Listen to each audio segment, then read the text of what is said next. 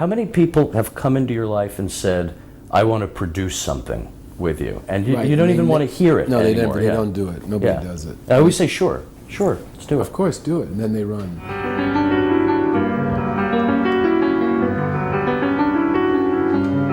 The idea was just to sort of send it out as a present. I played it for an old friend of mine, for Sybil Shepherd, and she thought it was so good that she thought that Monday Morning Quarterback kind of summed up the whole album in a way.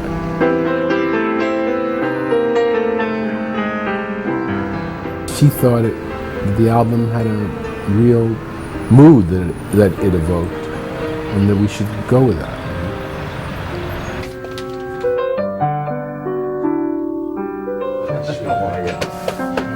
Good. Always open.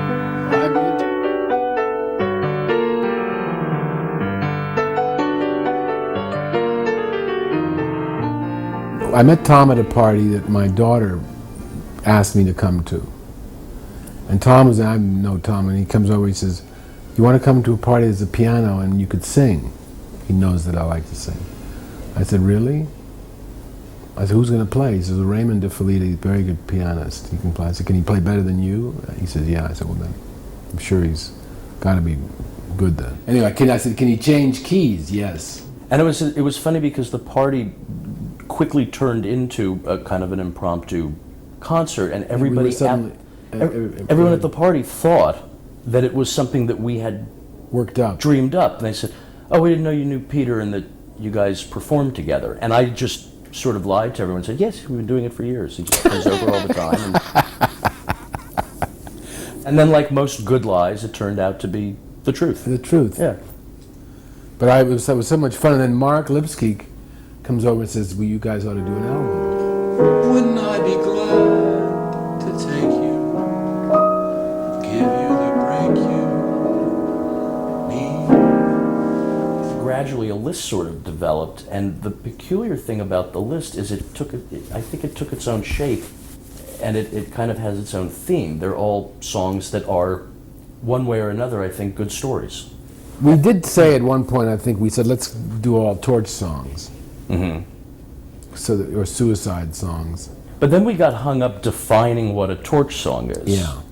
And I think one thing we found was that a lot of songs that aren't specifically about a lover carrying a torch for a lost love, songs that in fact are reasonably optimistic, can still have a sadness to them that is so poignant.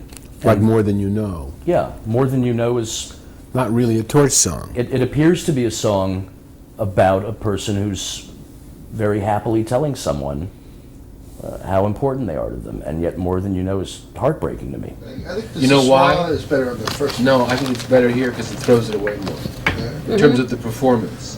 Forget the notes for a second. Right. Just think about the performance. You think it's less big, yeah. Well, it's a bit. Listen, it's a bit much. Here's Peter Bogdanovich singing in French. The more I throw it away, the better than. Oh fuck, you know. Yes. So, You know what? C'est une chanson d'automne dans la maison qui frissonne, et je pense aux jours lointains. Que reste-t-il de nos amours? Que reste-t-il de ces beaux jours? Une photo, vieille photo de ma jeunesse. Que reste-t-il de nos amours? I wish you love.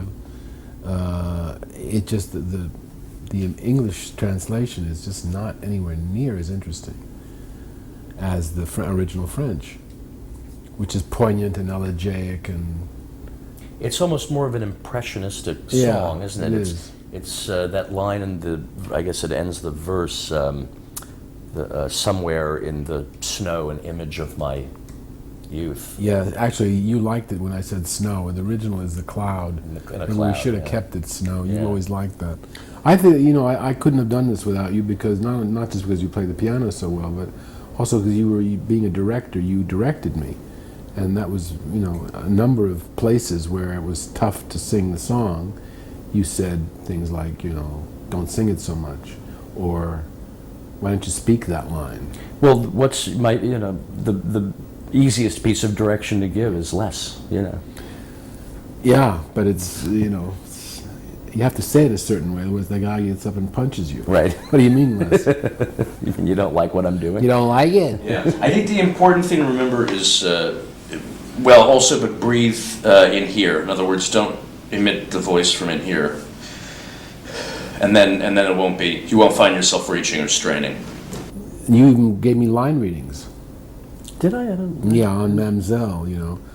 A few phrasing things, really. Why don't you take a break there and take a breath or take a pause? You know what was so rewarding? Which was great. What was so rewarding to me in working with you was I've worked with singers or professional singers before, and at least the ones I've worked with, while very good, were already stuck in a certain style or certain habits that they've developed, and you know, I could do very little except kind of stay behind them and dress it up if I didn't like it, and you know, hope that it would work out. Right. Whereas since you were coming at it really as more of a storyteller who can sing, I feel like we sort of from the ground up were together able to build something. Yeah, you know? I felt that because when I listen to it now, since we finished, I listen to it and I marvel at what you're doing back there, which I wasn't thinking about while I was singing. I wasn't thinking about it while I was playing, so. I'll be seeing you in all the old familiar places that this heart of mine embraces all day through. In that small cafe, the park across the way, the children's carousel, the chestnut trees and the wishing well. I'll be seeing you in every lovely summer's day, in everything that's bright and gay. I'll always think of you that way. I'll find you in the morning sun, and when the night is new, I'll be looking at the moon, but I'll be seeing you.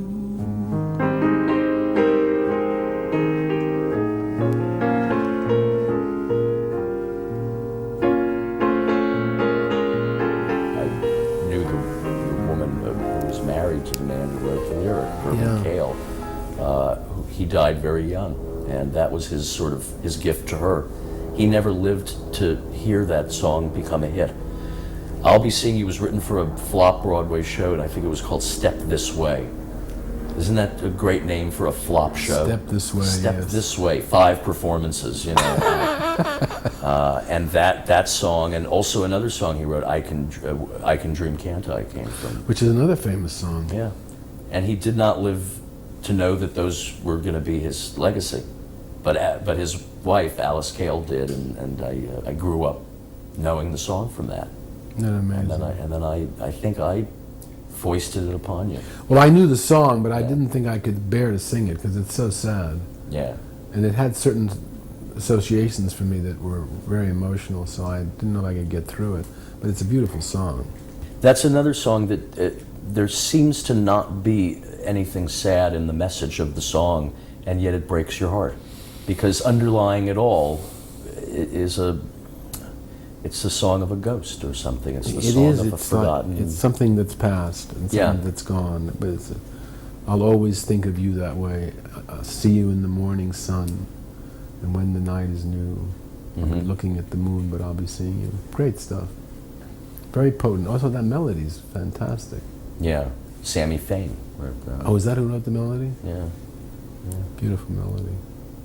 Yeah, and that I always think those are the most successful songs. There's nothing outwardly sad or self-pitying. It's only good news, except your heart's breaking as you're listening to it for some reason. Yeah. Yeah. A little energy. I know you're tired. Is Buster something up for the picture? Deep breath.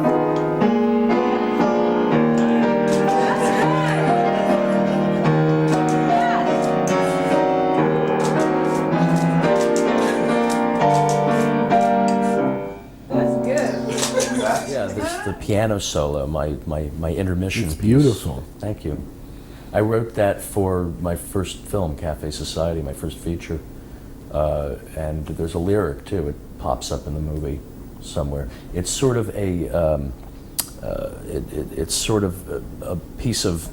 It was designed to be a piece of movie music to make it feel like big city '50s movies were, a kind of a New York Confidential. It does that. Yeah, that's what I wanted it to. What I wanted it to be. I've always admired above all David Raxon's Laura? music, Laura and Bad and the Beautiful. Yeah. A lush and very and very, at the same time, very kind of cynical tone to what he writes. Edgy. Yeah, yeah. And I couldn't afford David Raxon.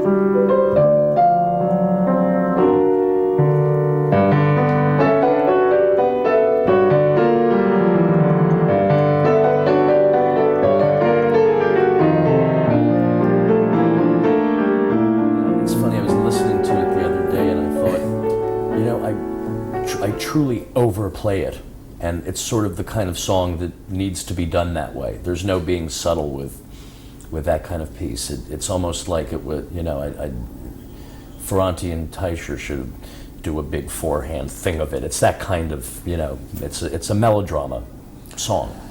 Well, you're dealing with a big city. It feels like New York or Paris or London. It doesn't seem like, Bridgeport. I mean, it's definitely it's definitely a big city feel. Well, you made the mistake of coming over one Doing day Martin and and doing Lewis. Dino, and I couldn't believe what I was hearing. I said, That's right. as And then I recall, I said, said, that's a scary Dino.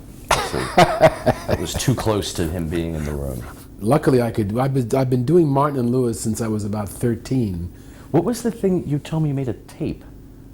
You used to do them together when you were a kid. They did a radio show once. Mm-hmm. They did a radio show for a few seasons, maybe in the early 50s, and I recorded one of their radio shows. And then they had a routine. Little man, you're crying. I'm only 3 years old. I'm entitled. I know why you're blue. They're sanding my talcum powder. You know that one. Someone took your kitty car away. It was Mother. She's hated me for years. They did that. And I recorded that, and then I did it, in school for everybody. Funny. I don't remember all of it. Come along there, soldier. Take your filthy hands off me. Put away your gun. Just one shot at Mother.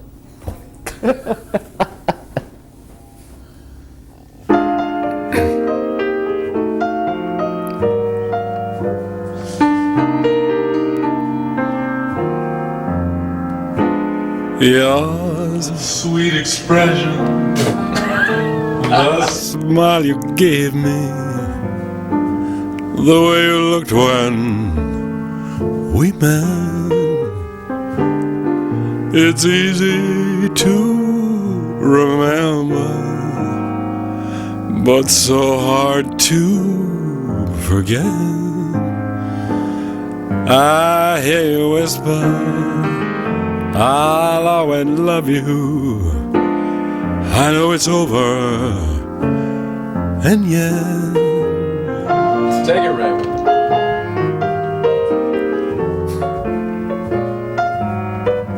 It's very good. It's very funny. It's like we're not totally But serious. you know what I love is that, like, in the middle of this, you can't say anything about this. You know, we're trying to listen to a song. You know what I mean? On the album, though, you can't. There's nothing. It's just here in the middle of all this music. You should say with apologies to Dean and Jerry. Don't say a word. People just are like, "What's this?" What, No, it's gonna be the last. all right, Jer, go on. You want to use the intro, the we're Dean done. intro to Jerry. We're You done? did that. You did that. There's one line of Jerry from take 2 Yeah, which one? that I think is funnier. than Here's take Jerry. So I must dream This is 2. to have your hand that caress me, fingers press me tight. I'd rather dream Yeah, it was the than end. have that laugh lonely is good. feeling stealing through the night. Each little moment. Chris, Is clear before me. I know it brings me regret. which is freakishly hilarious. Where does the laugh come from, Dean? There is no laugh. I thought No, I there did- was there's one a- take where Dean Oh, but no, doesn't where laugh. was the line? What was the line you said that? Regret. Yeah, maybe we should pop that in. Where's that? Well, maybe The night listen to it. See. No, I think it was on tape. When you look at the is clear before Are you still looking me. at Dean laughing? I know it brings Thumbs up. me regret. Oh, okay. That's Jerry. He Jerry does Jerry says saying regret. And In that's in take take one. 1. I know it brings me. Regret. Do it! Do it! Good Isn't one. that funny? Okay, you just got a special thanks. Yeah, That's a you get the gold special star, man. thanks. All right. Yeah. For me. Here we go. I know it brings Kind of me. exactly the same I'm not one. going to show the whole song. Regret. Oh, it's easy That. to remember. And so hard to forget. We should do more of this, maybe you and me together both, huh? Maybe.